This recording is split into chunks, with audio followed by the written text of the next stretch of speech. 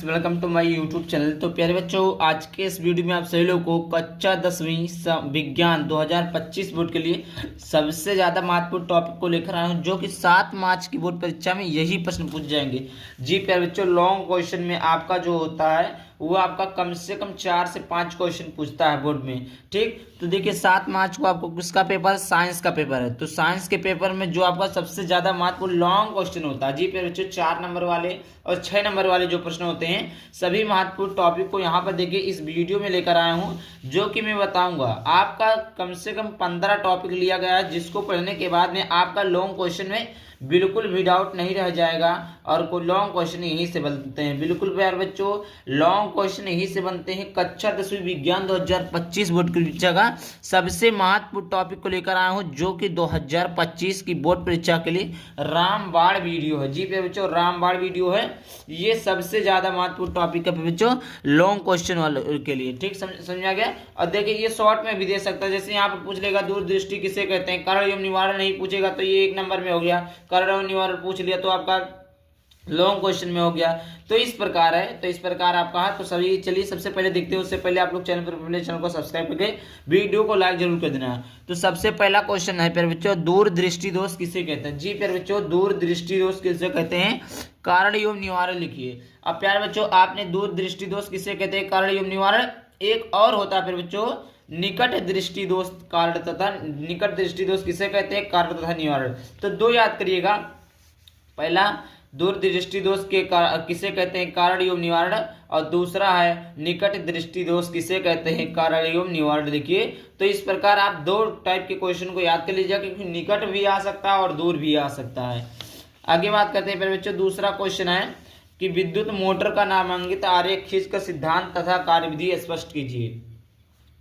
आप लोग अगर कमेंट करेंगे तो इसका मैं सॉल्यूशन भी प्रोवाइड कर दूंगा।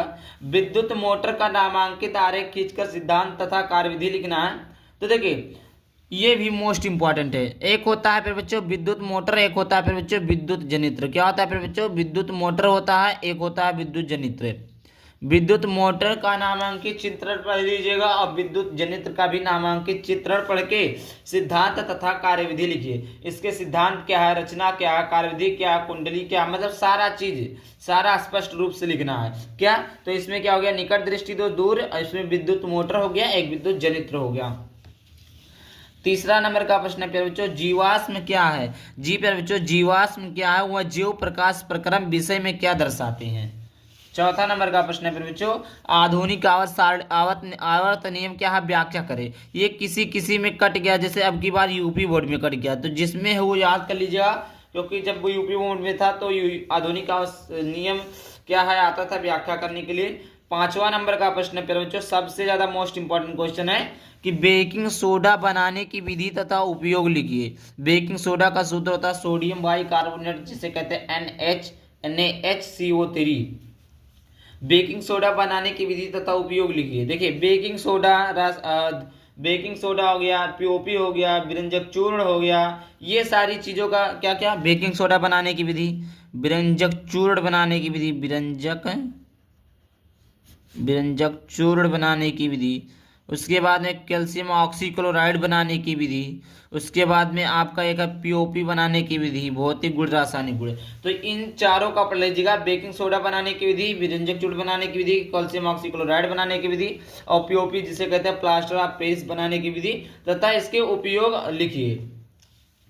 6वां नंबर का मोस्ट इंपॉर्टेंट क्वेश्चन है फिर बच्चों, सबसे ज्यादा मोस्ट इंपॉर्टेंट क्वेश्चन है कि मानव पाचन तंत्र क्या नामांकित चित्र के साथ लिखिए। अब यहाँ पर देख ही सकते हैं, यहाँ पर अब आ गया बायोलॉजी का, क्या आ गया फिर बच्चों, बायोलॉजी का आ गया। अब यहाँ पर थे किसके, फिजिक्स के इंपॉर्टेंट क्वेश्चन जो कि लॉन्ग थे। मानव पाचन तंत्र क्या है, लॉन्ग क्वेश्चन, नामांकित चित्र के साथ समझाना है। मादा जनन तंत्र का स्वच्छ नामांकित चित्र बनाइए तथा इसका संक्षिप्त वर्णन कीजिए। यहाँ पर देखिए प्यारे बच्चों, मादा है और यहाँ पर आप एक लिखिए नर, क्या लिख लीजिए, नर। मादा या नर जनन तंत्र का स्वच्छ नामांकित चित्र बनाइए। देखिए फिर बच्चों, मादा जनन तंत्र का भी सचित्र वर्णन पूछ लेता है, नर जनन तंत्र का भी सचित्र वर्णन पूछ लेता है। तो इस प्रकार है, मादा जनन तंत्र का स्वच्छ नामांकित चित्र बनाइए या नर जनन तंत्र का स्वच्छ नामांकित चित्र बनाइए तथा इसका संक्षिप्त में वर्णन करता है। संक्षिप्त में वर्णन करने का मतलब है इस पर टिप्पणी लिखिए, हर एक पार्ट पर टिप्पणी लिखिए। तो ये क्या इंपॉर्टेंट है, अभी मैंने सबसे ज्यादा मोस्ट इंपॉर्टेंट निकट दृष्टि दोष, दूर दृष्टि दोष, विद्युत मोटर तथा विद्युत जनित्र, और इसमें है नर जनन तंत्र तथा मादा जनन तंत्र। तो ये दोनों टॉपिक को तैयार कर लीजिएगा। और आगे देखते हैं फिर बच्चों, धावन सोडा बनाने की विधि एवं दो उपयोग लिखिए। धावन सोडा बनाने की विधि इस तथा इसके क्या लिखना है, दो उपयोग लिखना है। फिर बच्चों आगे 9वां नंबर का प्रश्न है कि ग्रीन हाउस प्रभाव पर टिप्पणी लिखिए। क्या लिखना है फिर बच्चों, ग्रीन हाउस प्रभाव पर टिप्पणी लिखना है। ये आपके थे टोटल 9 क्वेश्चन। अब आगे देखते हैं, आगे आपका यहाँ पर देखिए बच्चों 10वां क्वेश्चन है कि समांतर क्रम में जुड़े 3 प्रतिरोधों के तुल्य प्रतिरोध के लिए सूत्र का निगमन। मतलब 3 प्रतिरोध जुड़े हैं क्या, 1/r बराबर 1/r1 plus 1/r2 plus 1/r3। समांतर क्रम है ना जी, सही है। तो इसमें आप लोग समांतर क्रम पढ़ लीजिएगा और श्रेणी क्रम पढ़ लीजिएगा, क्योंकि बच्चों श्रेणी क्रम भी इंपॉर्टेंट है और समांतर क्रम भी इंपॉर्टेंट है। यहाँ पे देखिए समांतर क्रम का पूछा है डेरिवेशन, तो श्रेणी क्रम का भी आप लोग पढ़ लीजिएगा। आगे बात करते हैं, ऊर्जा के परंपरागत तथा गैर परंपरागत स्रोतों में उदाहरण सहित अंतर स्पष्ट कीजिए। ये आपका है, ऊर्जा के परंपरागत तथा गैर परंपरागत स्रोतों उदाहरण सहित अंतर स्पष्ट करना है। आगे बात करते हैं बच्चों 12 नंबर का है कि नामांकित चित्र की सहायता से नर जनन तंत्र का वर्णन कीजिए। अभी मैंने बताया था कि ना नर जनन तंत्र तथा मादा जनन तंत्र इंपॉर्टेंट है, देखे दिया भी है। आगे बात करते हैं 13 नंबर का प्रश्न है बच्चों कि उत्सर्जन किसे कहते हैं। जी पे बच्चों उत्सर्जन किसे कहते हैं और उत्सर्जन किसे कहते हैं, वेरी मोस्ट इंपॉर्टेंट टॉपिक है बच्चों। 14 नंबर का प्रश्न है जी पे बच्चों, 14 नंबर का सबसे ज्यादा इंपॉर्टेंट खास प्रश्न है कि फैराडे के चुंबकीय प्रेरण के नियम लिखिए। फैराडे के चुंबकीय प्रेरण के क्या लिखना है बच्चों, नियम लिखना है। 15 नंबर का प्रश्न आता है कि प्रत्यावर्ती धारा जनित्र की रचना एवं कार्यविधि का सचित्र वर्णन कीजिए। क्या बच्चों, प्रत्यावर्ती धारा जनित्र की रचना एवं कार्यविधि का सचित्र वर्णन करना है। ये आपके थे मोस्ट इंपोर्टेंट 15 टॉपिक। जी पे बच्चों, आई होप वीडियो पसंद आया। वीडियो को लाइक करके चैनल को सब्सक्राइब करना। चलिए मिलते हैं किसी नई वीडियो टॉपिक के साथ, तब तक के लिए बाय बाय, थैंक यू, जय हिंद, जय भारत, वंदे मातरम।